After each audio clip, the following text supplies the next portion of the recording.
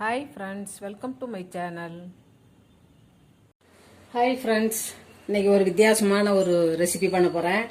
என்னன்னு பார்த்தீங்கன்னாக்கா, கேரளாவில் செய்கிற பழம் நிறச்சதுன்னு சொல்லிட்டு ஒரு ஸ்நாக்ஸ் ஐட்டம் பண்ணுறாங்க. பார்த்த நல்லா சூப்பராக இருந்துச்சு. சரி, நம்மளும் செஞ்சு பார்க்கலாம் அப்படின்னு சொல்லிட்டு வீட்டில் இருந்த 2 நேந்திரம் பழத்தை எடுத்திருக்கேன். நேந்திரம் பழத்தில் தான் செய்யணும். நேந்திரத்து பழம் தான் அது கெட்டியாக இருக்கும், குழன்னு போகாமல் இருக்கும். அதனால் ரொம்ப பழுத்த பழம் இல்லாமல் இந்த மாதிரி கொஞ்சம் நல்லா அப்படி திக்காக இருக்க மாதிரி இப்படி செலக்ட் பண்ணி எடுத்துக்கோங்க. 2 நேந்திரம் பழம் எடுத்திருக்கேன். குட்டி குட்டியாக கட் பண்ணி முந்திரி பருப்பு எடுத்து வச்சுருக்கேன். கொஞ்சம் திராட்சை எடுத்து வச்சுருக்கேன். தேங்காய் துருவல் 1 கப் எடுத்து வச்சுருக்கேன். ஏலக்காய் பொடி, ஒயிட் சுகர் எடுத்திருக்கேன். வேணா ப்ரௌன் சுகர் எடுத்துக்கங்க. நெய் கொஞ்சம், அதை பொரிச்சு எடுக்கிறதுக்கு தேங்காய் எண்ணெய் எடுத்திருக்கேன். நெய்யில் கொஞ்சமாக நெய் போட்டும் அப்படியே புரட்டி எடுக்கலாம். கடாயில் போட்டுட்டு தேங்காய் எண்ணெய் விட்டும் எடுக்கலாம். 2-3 விதமாக பண்ணுறாங்க. அதுக்கப்புறமா மைதா மாவு எடுத்திருக்கேன். மைதா மாவில் கொஞ்சமாக உப்பு போட்டு ஒரு பேட்டர் மாதிரி ரெடி பண்ணிக்கலாம். தோசை மாவு பதத்துக்கு.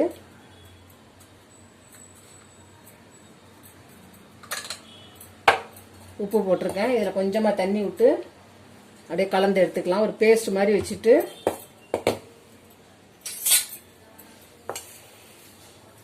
இப்போ ஒரு பேஸ்ட் மாதிரி ரெடி பண்ணியாச்சு. இது இருக்கட்டும். அப்படியே இப்போ ஒரு கடாய் வச்சாச்சு. கொஞ்சமாக நெய் விட்டுக்கலாம்.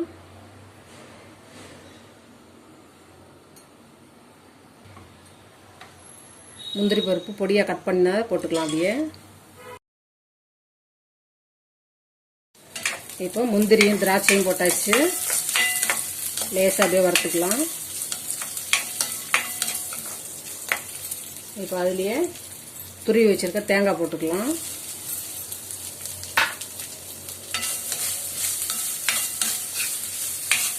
நல்லா தேங்காயை கொஞ்சம் ட்ரையாக நல்லா வறுத்து எடுத்துடலாம். அப்படியே இப்போ தேங்காயும் நெய்யிலே நல்லா ட்ரையாக வறுத்தாச்சு. அது கொஞ்சம் ஈரம் போகிற வரைக்கும் கொஞ்சம் நல்லா வறுத்து எடுத்துருங்க.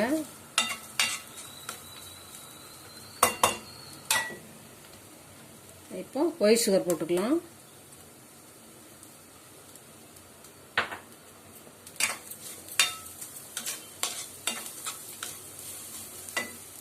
அதிலே ஏலக்காய் பொடி போட்டுக்கலாம்.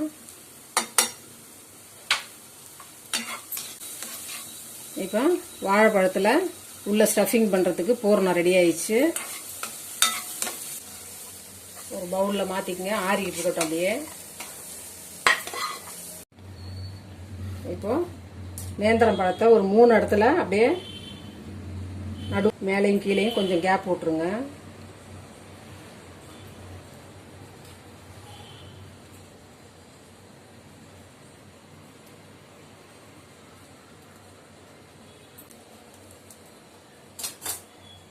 இப்போ அப்படியே வச்சுட்டு இந்த ஃபில்லிங் எடுத்து வச்சிடலாம். இதில்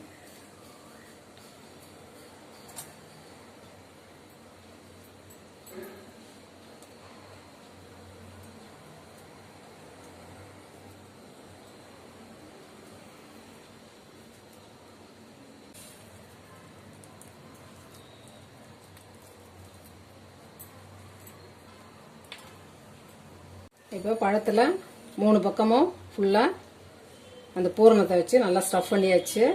இதே போலயே இதுலேயும் பண்ணிக்கலாம்.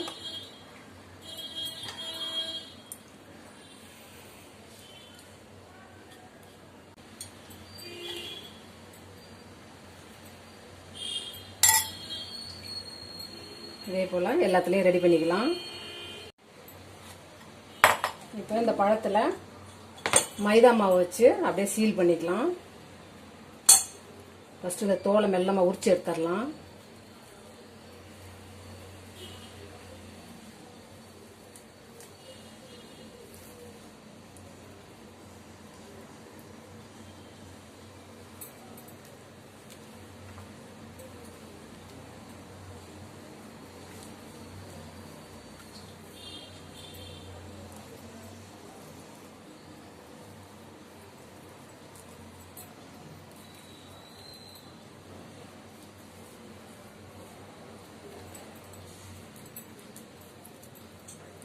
இப்போ இதில் இந்த மைதா மாவை அப்படியே சீல் பண்ணிக்கலாம். இந்த பூரணம் வெளியில் வராத அளவுக்கு.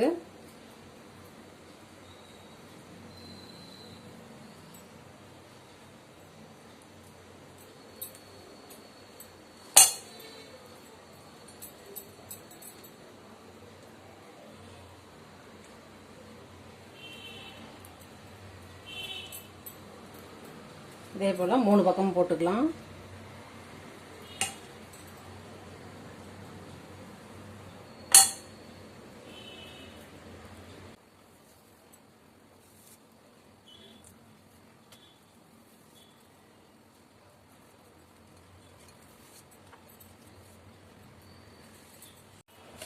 இப்போ மைதா மாவு போட்டு நல்லா சீல் பண்ணியாச்சு அந்த பூரணத்தை. இப்போ கொஞ்சமாக தேங்காய் எண்ணெய் விட்டுக்கலாம், நெய்யும் விட்டுக்கலாம், தேங்காய் எண்ணெயும் விட்டுக்கலாம். சும்மா லேசாக விட்டுக்கலாம். மைதா மாவு திரட்டிட்டு நம்ம சப்பாத்தி பூரிக்கு திரட்டுற மாதிரி நல்லா நைஸாக மெல்லிசாக சன்னமாக தேய்ச்சிட்டு இந்த பழத்தை அப்படியே அதில் ரோல் பண்ணிவிட்டு அப்படியே எண்ணெயில் போட்டு டீப் ஃப்ரை பண்ணி எடுக்கலாம். அப்படி செஞ்சாலும் அதுவும் நல்லாயிருக்கும், இதுவும் நல்லாயிருக்கும். ஒன்று ஒன்றா போட்டு எடுத்துக்கலாம். லைட்டாக ப்ரௌன் ஆனோடனே அப்படியே ஒவ்வொரு பக்கமாக அப்படியே திருப்பிக்கலாம். லைட்டாக ப்ரௌன் கலர் ஆயிடுச்சு, போதும், எடுத்துடலாம்.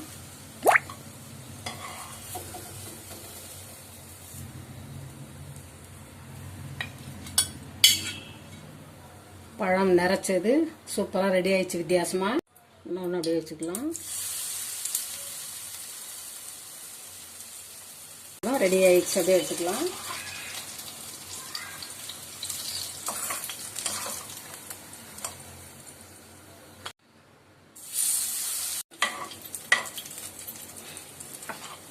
எல்லாம் ரெடி ஆயிடுச்சு.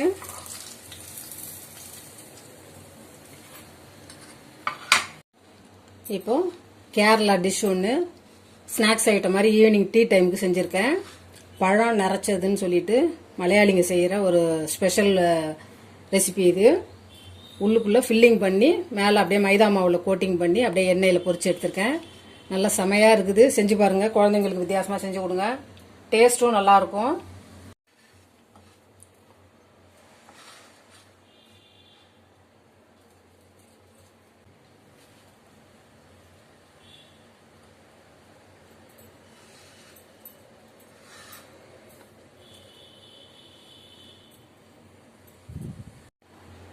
நல்லா அந்த உள்ளே இருக்க அந்த தேங்காய் ஃபில்லிங்கோட சேர்த்து சாப்பிடும்போது சூப்பராக இருக்கும் பாருங்கள். நல்லா